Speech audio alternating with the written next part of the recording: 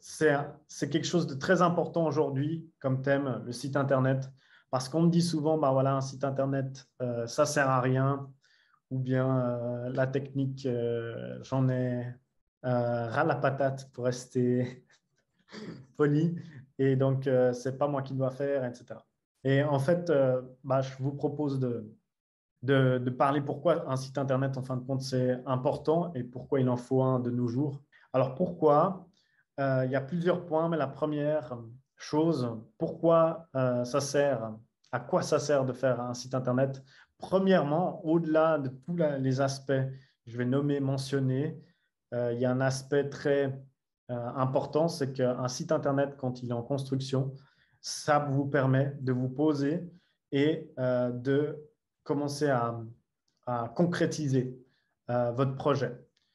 Si vous êtes dans le mouvement, dans le bouche à oreille, les flyers, les cartes de visite, les appels aux médecins, etc., ce qui se passe, c'est qu'il y a un mouvement constant et on ne pense pas forcément, on ne se réaligne pas à soi-même, à vraiment son pourquoi, sur ce qu'on souhaite faire. Et généralement, un site Internet, c'est bien axé sur la communication et prendre le temps de mettre ça sur papier ou bien même de penser à ce que vous voulez mettre sur votre site Internet, et bien là, généralement, c'est là où se concrétisent des choses. Il y a des manières différentes de les concrétiser et c'est aussi pour ça que moi, je ne recommande pas forcément la délégation d'un site Internet à un prestataire, mais je recommande plutôt un accompagnement à la création. Pourquoi? Parce que votre client de cœur, votre mission de vie, mission d'âme, votre pourquoi, il est essentiellement ancré en vous. Vous avez le détail de ça, vous avez un vécu, vous avez des expériences de vie qui sont difficiles à retransmettre à un prestataire qui, lui, peut-être travaille essentiellement avec des gens dans le bien-être ou pas. Et si c'est le ou pas, ou bien s'il travaille avec d'autres personnes, c'est difficile de communiquer tout ça à un niveau que la personne comprenne réellement et puisse retranscrire vos valeurs, votre alignement sur un espace en ligne. Et donc, se faire accompagner, c'est quoi? C'est que vous avez tout en vous et donc, il y a une aide, un accompagnement, comme on dit, un support, un soutien pour mettre les choses en place par soi-même et qu'elles soient alignées, qu'elles soient en haute vibration sur ce que vous voulez réaliser pour que quand vous parlez de votre site Internet, eh ben, il y a cette certitude très élevée qui va en fait devenir magnétique ou attirer des gens pour le voir. Et donc, si aujourd'hui vous avez un site Internet, vous n'avez pas de rendez-vous, pas forcément de visite, alors je vous demande de vous poser la question, est-ce que lorsque j'ai fait sa création, je suis allé rechercher en moi, en profondeur, ce que je voulais réellement réaliser, apporter sur cette terre, mon objectif, qui je voulais aider, etc. Si c'est oui, c'est bien. La deuxième question à se poser, c'est du coup, est-ce que j'ai réussi à le transmettre à la personne qui a créé mon site Internet si je ne l'ai pas créé tout seul ou toute seule? Et dans ce cas-là, généralement, c'est assez compliqué parce que si c'est fait par des développeurs web, comme on dit, il y a plus l'aspect technique et de vraiment, vraiment comprendre ce que c'est et de venir humaniser, comme on dit souvent, un, un espace digital pour être brut dans les mots utilisés. C'est très difficile. C'est très difficile. Donc voilà pourquoi c'est important. J'ai un peu touché les deux questions. Donc, pourquoi déléguer ou bien pourquoi se faire accompagner? Pourquoi le faire soi-même? C'est très important en tout cas d'avoir ces notions avant que je puisse vous dire pourquoi les choses techniques, les petits réglages à apporter afin que votre site Internet génère des rendez-vous, même des prises de contact. Il y a d'autres aspects sur lesquels j'aimerais apporter de la clarté pourquoi un site Internet est important. La deuxième chose, c'est essentiellement parce que ça va vous permettre d'être référencé sur les moteurs de recherche. Alors, de nos jours, la majorité des gens, comme vous le savez peut-être, qu'est-ce qu'ils font quand ils ont un problème? Ils ne vont pas sur Facebook, ils ne vont pas demander à leurs amis parfois parce que ça touche le bien-être, le mieux-être. Mais qu'est-ce qu'ils font? Ils vont généralement sur Google et posent la question, problème d'alimentation, que faire? Stress, que faire? Comment gérer son stress? Burn-out, comment en sortir, etc. Tout ça pour dire, est-ce qu'on peut réellement apparaître avec sa page Instagram ou sa page Facebook lorsque les gens écrivent ça? La réponse c'est oui. Par contre, entre un profil Instagram, un profil Facebook et un site Internet, qu'est-ce que Google va privilégier lorsque quelqu'un recherche de l'aide? Eh ben, logiquement, c'est un site Internet parce que ça montre de la crédibilité, ça montre un champ lexical au niveau de vos mots-clés et une identité et tout ça. Donc, comment voulez-vous être en face des yeux des personnes qui recherchent de l'aide, donc qui recherchent peut-être un thérapeute, une praticienne ou un praticien lorsque vous n'avez pas de site Internet. Ce n'est pas évident. Ça peut fonctionner au bouche à oreille, mais le problème du bouche à oreille, comme on le sait, c'est que la semaine prochaine ou le mois prochain, c'est difficile à prévoir combien de clients arriveront. Tandis qu'avec un site Internet, et c'est pour ça que c'est essentiel, tout devient beaucoup plus prédictible et beaucoup plus certain dans le développement de son activité parce qu'en fait, c'est très, très facile. On a juste à regarder le nombre de visites et regarder le nombre de rendez-vous par mois. Et ensuite, on arrive à prévoir très facilement, de façon très certaine et stable, combien on pourrait avoir au niveau de clients selon les visites. Généralement, c'est un pourcentage qu'on arrive à calculer, que j'accompagne essentiellement mes clients à faire, mais ce calcul il est assez simple. C'est le nombre de visites, le nombre de rendez-vous que vous avez et le pourcentage, c'est ça. Et généralement, il est assez stable, c'est-à-dire que vous pourrez prévoir que chaque 100 visites, vous avez un nombre de rendez-vous qui va apparaître. Et c'est assez stable à travers les mois. Et le but, après, c'est juste d'augmenter le nombre de visites qu'on fait également dans l'accompagnement que je propose. Donc ça, c'est la deuxième chose, non, c'est la troisième chose, c'est le fait que l'activité devient plus prédictible. Voilà, excusez-moi. Donc, la première chose, pourquoi c'est important un site Internet? Ça va vous permettre de vous poser, vous clarifier au niveau de vos coms. Ensuite, la deuxième chose, ça va vous permettre d'arriver sur les moteurs de recherche, être référencé, c'est la deuxième chose. Et la troisième chose, c'est que ça va essentiellement vous aider à être beaucoup plus prédictible, stable au niveau du développement d'activité. Pourquoi? Quatrième point, parce que ce sera beaucoup plus prédictible, mais en fait, on parle de conversion en termes peut-être plus techniques, mais la transformation entre un visiteur et quelqu'un d'intéressé ou de quelqu'un d'intéressé à un patient, un consultant ou un client, elle se passe généralement via un site Internet. Elle peut se passer en Messenger en envoyant des liens PayPal ou autres, mais en fait, votre système de réservation, votre système de paiement, il devrait normalement être implémenté ou mis en place sur un site Internet. Et c'est ce que je veux dire par ce dernier point, c'est qu'un site Internet pourra vous servir de base pour intégrer un système de paiement et vraiment centraliser tout ça via votre site Internet. Alors, voilà, on peut se débrouiller avec des liens en Messenger ou juste en email, etc. Par contre, on peut venir automatiser, on le dit aussi de façon un peu brute comme ça, automatiser les systèmes de paiement et vraiment venir simplifier tout ça au niveau de l'interaction qu'on a avec sa clientèle ou patientèle. Et donc, ça se passe généralement sur un site Internet. Donc, voilà les 4 points pourquoi c'est important. Maintenant, je vais passer au point essentiel de ce que vous pouvez paramétrer, changer pour avoir un site Internet qui est, comme on dit, optimisé, qui est humanisé et qui a beaucoup plus de chances de générer des rendez-vous, de convaincre des personnes, même si on n'est pas là pour se vendre ou autre. Du coup, on va passer aux étapes, les petits changements qu'il faut apporter si vous avez déjà un site Internet ou si vous n'avez pas encore de site Internet, ben, ce sera les erreurs à éviter en fin de compte.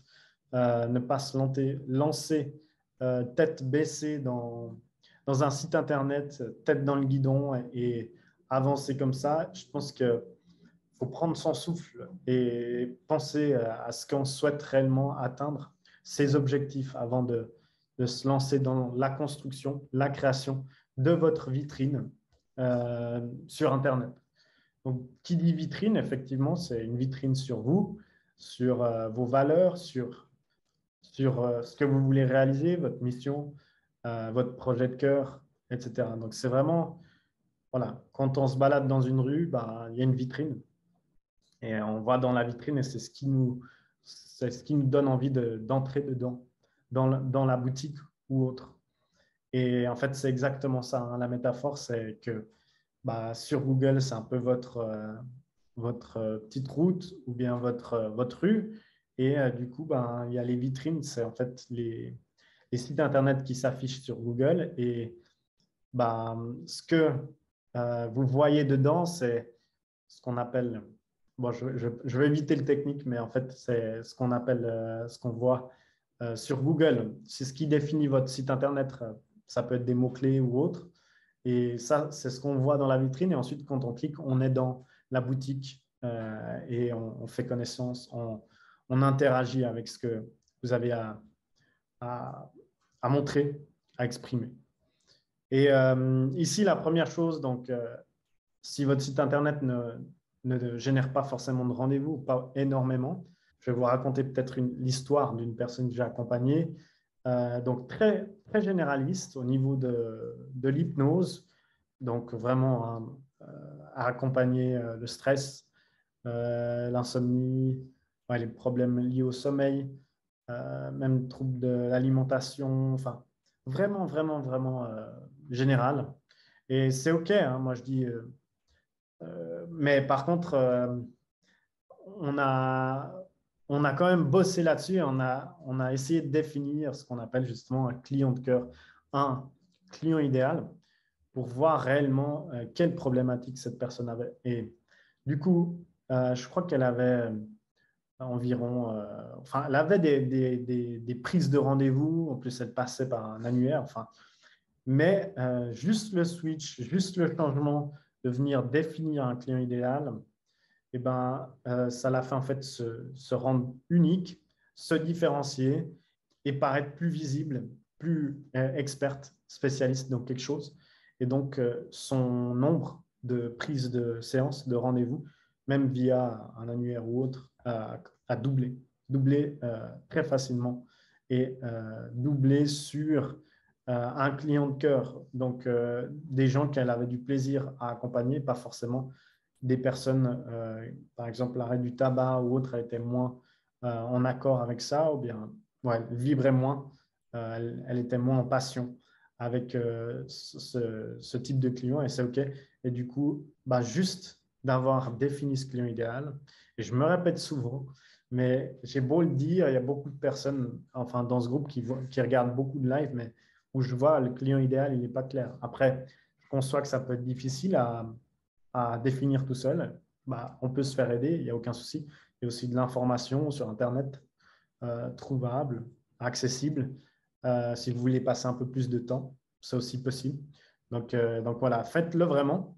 Et ça, c'est la première chose. Si vous avez un site Internet, pas assez de rendez-vous, définissez un client idéal, un client de cœur pour pouvoir vraiment se connecter à cette personne, ce client idéal. En plus de le définir, ce client idéal, ce qu'il faut faire, c'est qu'il faut le mettre en avant, bien entendu. C'est un site Internet, c'est votre vitrine, mais il ne faut pas forcément se mettre soi en avant en tant qu'expert, en ayant une expertise, en ayant toute cette expérience, etc. Non. Ce que la personne veut, le visiteur veut, c'est se reconnaître.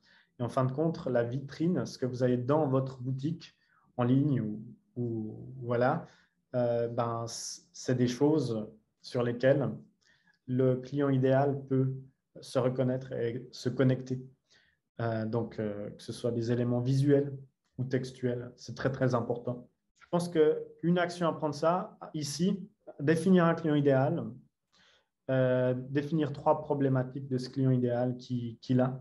Donc, par exemple, enfin, vous aurez vos exemples, mais bien regarder, définir 3 problématiques et rester simple là-dessus, parce qu'en fait, moins vous avez de problématiques, plus Google va voir quelle est votre intention avec ce site Internet et va vous aider à vous référencer. Imaginons que votre site Internet parle de la perte de poids et par exemple de l'arrêt du tabac. Ça peut être difficile pour Google de vraiment identifier quels mots-clés mettre en avant pour votre site Internet.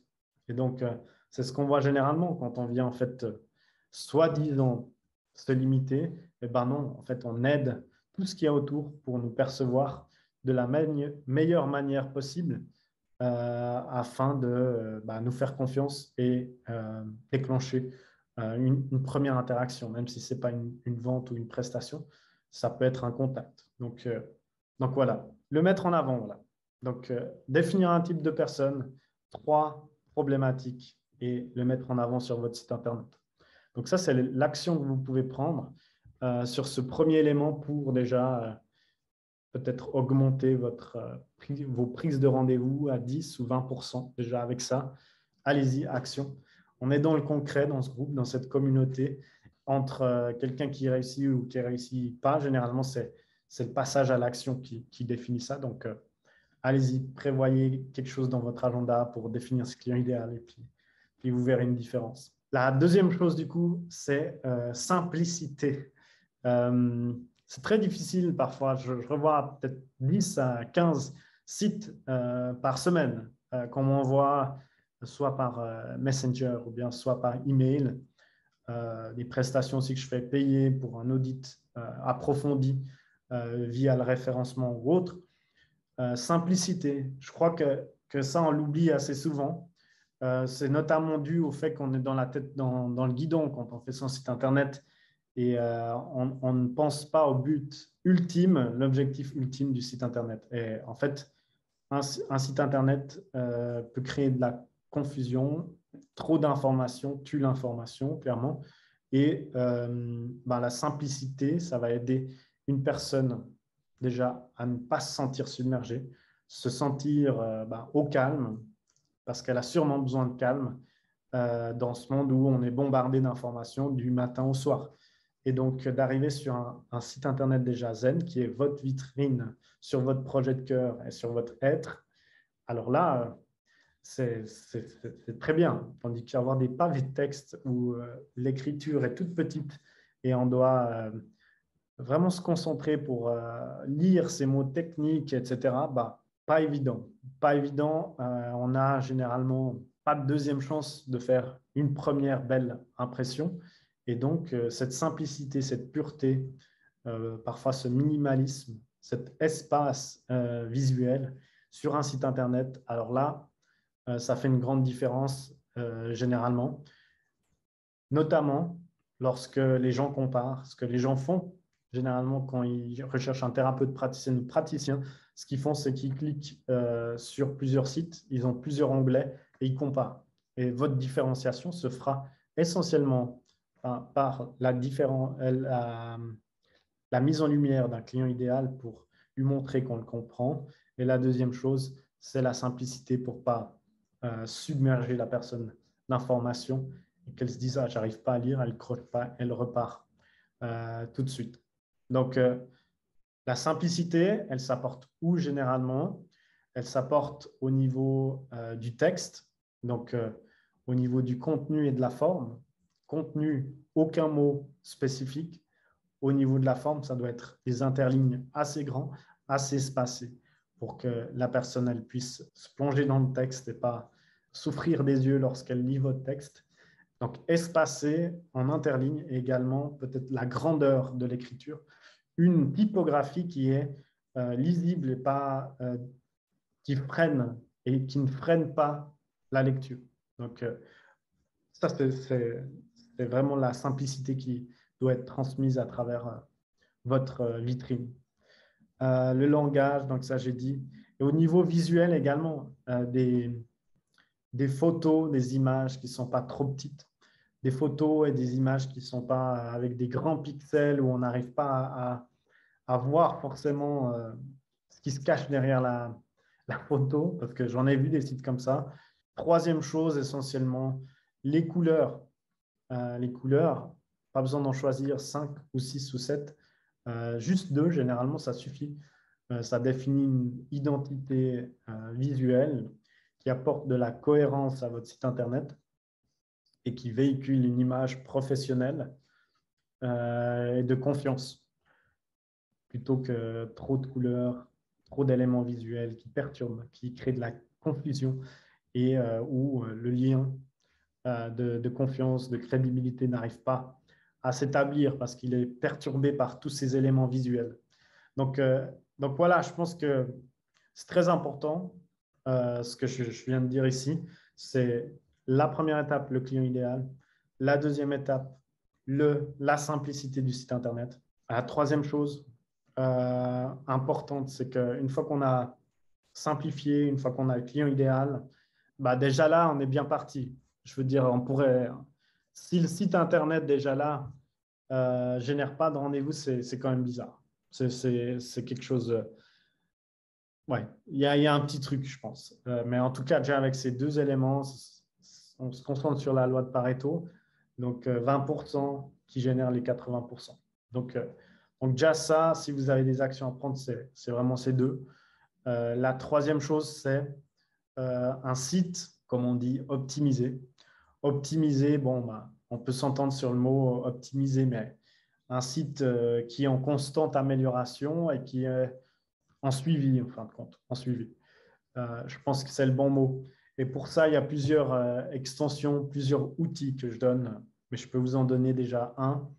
Bah, Google Analytics, typiquement, ici, on peut voir le nombre de temps, le nombre de personnes, les pages les plus visitées, etc. Et en fait, comme je le dis souvent, et on me le répète aussi en coaching, on ne peut que améliorer ce qu'on mesure.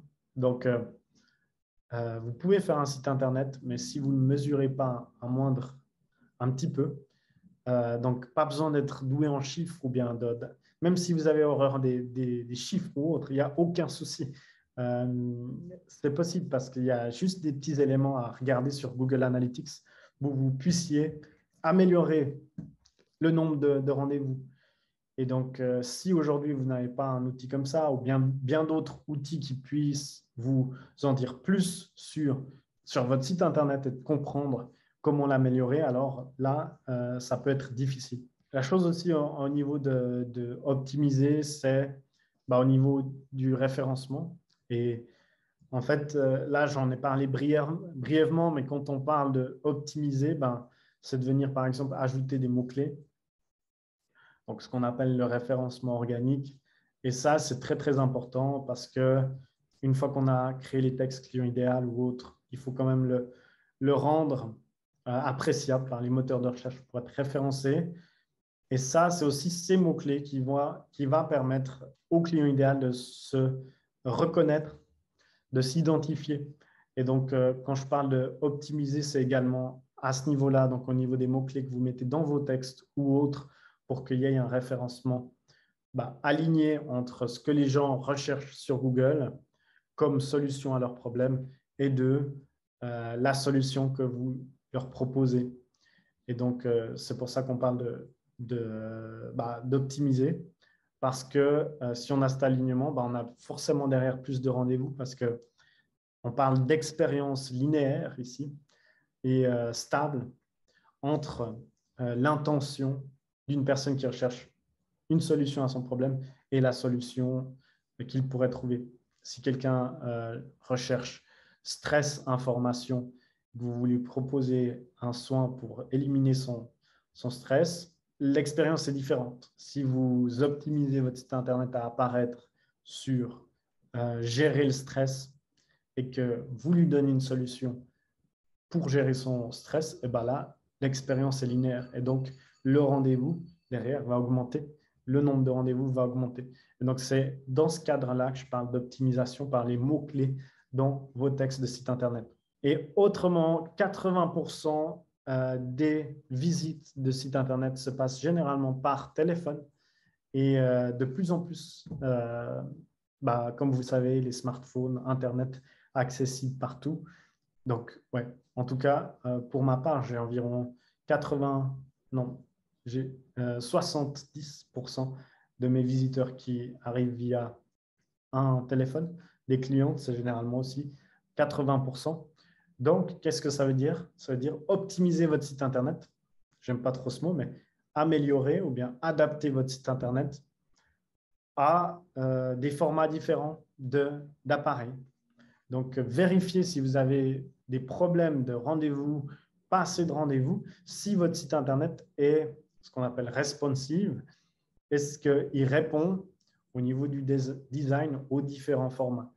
Visitez votre site Internet avec votre téléphone, le téléphone d'autres personnes, un iPad et regardez s'il y a des choses au niveau visuel ou des éléments de texte ou autres qui sont coupés ou qui ne sont pas forcément confortables à l'œil, à l'expérience, parce que généralement, ça peut aussi venir de là.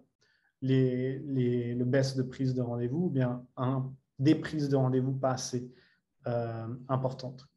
Je vais quand même reprendre du coup sur le dernier point très important pour les prises de rendez-vous. Il y a une chose très intéressante, c'est qu'il y a des gens qui font des sites Internet et ils le font en début d'année ou bien en milieu d'année et ils ne reviennent pas forcément dessus. Et en fait, il y a plein de mises à jour à faire, il y a plein de maintenance, il faut en prendre soin. Et ça s'oublie énormément. Et des fois, c'est ce que je constate, c'est que quand on n'en prend pas soin, eh ben, ça se reflète sur plusieurs choses, sur en fait, l'expérience que les gens ont sur votre site Internet. Et ça peut être de 1000 façons différentes, mais si vous ne retournez pas ou si vous ne demandez pas à votre prestataire ou autre, ou bien peut-être le prestataire vous a donné les clés de la voiture et vous ne savez pas comment la conduire. Ça, c'est un peu dommage parce qu'un site Internet, ce n'est pas c'est fait et ensuite, merci, au revoir. C'est généralement c'est fait et je regarde chaque mois si il est bien en place, s'il y a les mises à jour, il y a plein de choses à faire chaque mois qu'il faut connaître pour que l'expérience des visiteurs soit très simple, très épurée, facile à vivre. Quand ces mises à jour, ces petits ajustements mensuels, généralement, ne sont pas faits, et Google, qu'est-ce qu'il va se dire? Il va se dire, bon, site Internet, il n'est pas forcément vivant, c'est une petite feuille morte qui est par terre, et du coup, pas besoin de le référencer. Et en fait, il faut quand même montrer cette animation, ce mouvement, ce site vivant, tout en couleur, etc., à Google pour qu'ils se disent, waouh, ce site, il est vraiment actif, je vais le montrer à plus de personnes.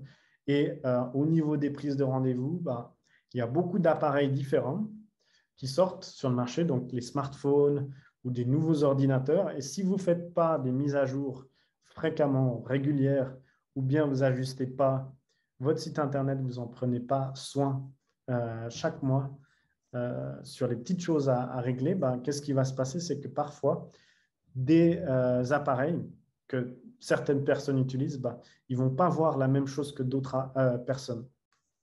C'est cet aspect technique, un peu détail, c'est quand même assez important parce que imaginez-vous peut-être 5 à 10% des visiteurs ne voient pas forcément le site Internet comme vous souhaitez que ces personnes le voient.